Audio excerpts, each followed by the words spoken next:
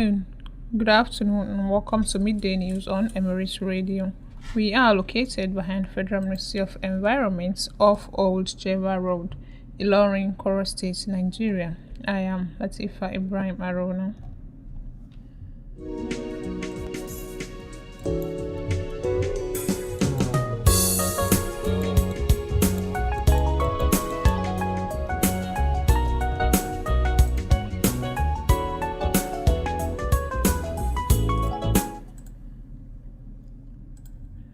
The presidency has rejected the World Bank latest report estimating that 239 million Nigerians live in poverty, describing the figure as unrealistic and detached from the national realities.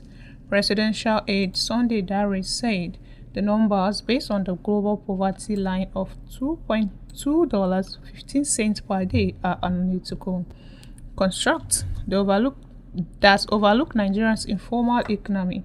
He noted that when converted, the benchmark equals nearly 100,000 naira monthly above the 70,000 naira minimum wage, making it unsuitable as a real-time measure. The presidency maintained that ongoing reforms include subsidy removal and exchange rate unification are restoring stability and promoting inclusive growth.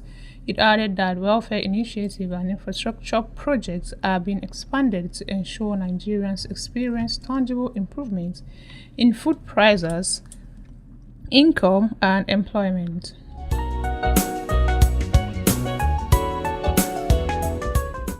In another development, the Inspector General of Police, Kayode Egbetokun, has temporarily suspended the enforcement of the Motor Vehicle Prohibition of Tinted Glass Act 1991. First spokesperson CSP Benjamin Oyedeyin said the decision followed a meeting between the IGP and Nigerian Bar Association President Afam Osigwe-San at the force headquarters in Abuja. The suspension, he explained, was made in the interest of Nigerians and out of respect for the NBA, pending a court hearing on October 16, 2025 at the Federal High Court, Warri.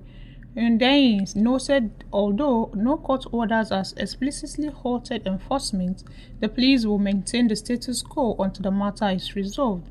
The Joint Police NBA Committee has also been inaugurated to enhance operation, while motorists are urged to regularize their vehicle documents.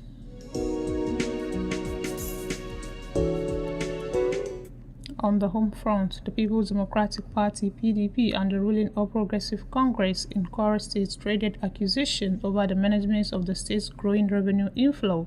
The PDP alleged that the Governor Abdurrahman Abdulrazak's administration has mismanaged what is called unprecedented allocations from the Federation accounts and internally generated revenue, claiming citizens have seen no improvement in welfare or infrastructure. The party also accused the government of extravagant spending and inflated contracts, including the 30 billion naira Kwara Hotel renovation. Responding, the governor's media aide Abdulateef Ibrahim dismissed the allegation as baseless and politically motivated. He said the administration has demonstrated transparency and efficiency, citing completed roads projects, education reforms, and wage payments as proof of Governor Abdurrahman's commitment to good governance.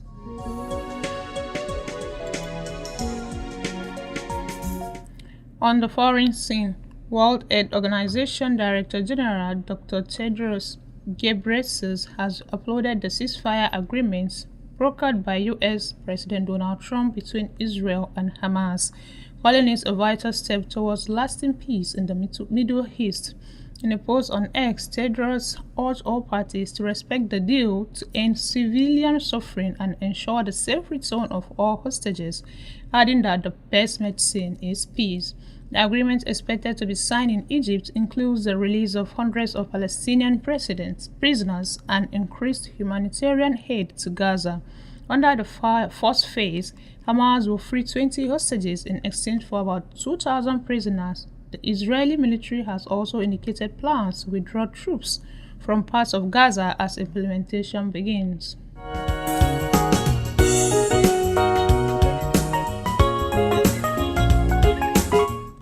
On entertainment, Big Brother Naija Season 10 winner Opeyemi Ayanwale, popularly known as Imisi, has described her victory as completely unexpected. In an interview with Newsman, the reality star said she was shocked when her name was announced on stage, admitting she didn't dress for the occasion and wore Crocs instead of heels because she hadn't anticipated winning. The 28-year-old beat her closet rival, Dede, by a wide margin to claim the 150 million naira grand prize, which included 80 million naira in cash and a brand new SUV.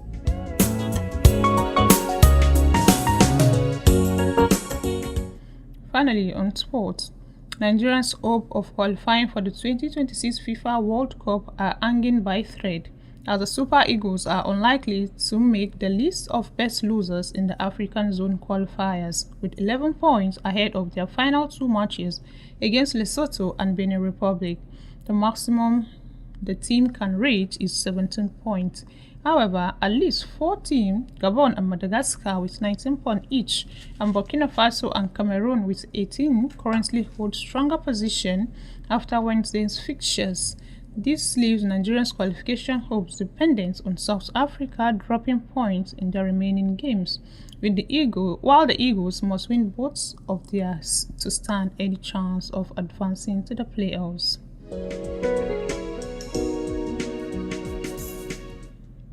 You are still listening to the Midday News. Before I end the news, here is a recap of our top stories.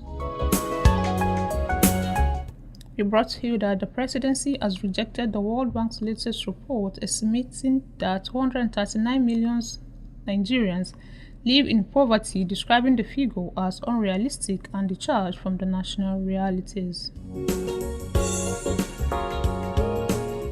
Inspector General of Police Kayode Egbetokun has temporarily suspended the enforcement of the Motor Vehicle Prohibition of Tinted Glass Act of 1991.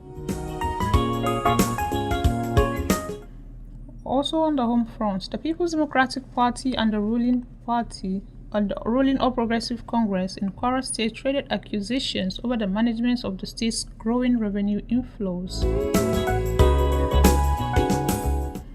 On the foreign scene, we also brought to you that World AIDS Organization Director General Dr. Tedros Ghebreyesus has applauded the ceasefire agreement brokered by US President Donald Trump between Israel and Hamas, calling it a vital step toward lasting peace in the Middle East.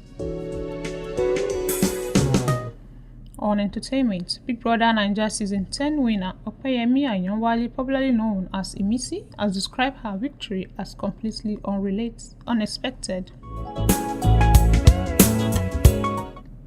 Finally, on sports, Nigerians' hope of qualifying for the 2026 FIFA World Cup are hanging by a thread, as the Super Eagles are unlikely to make the list of best losers in the African Zone qualifiers.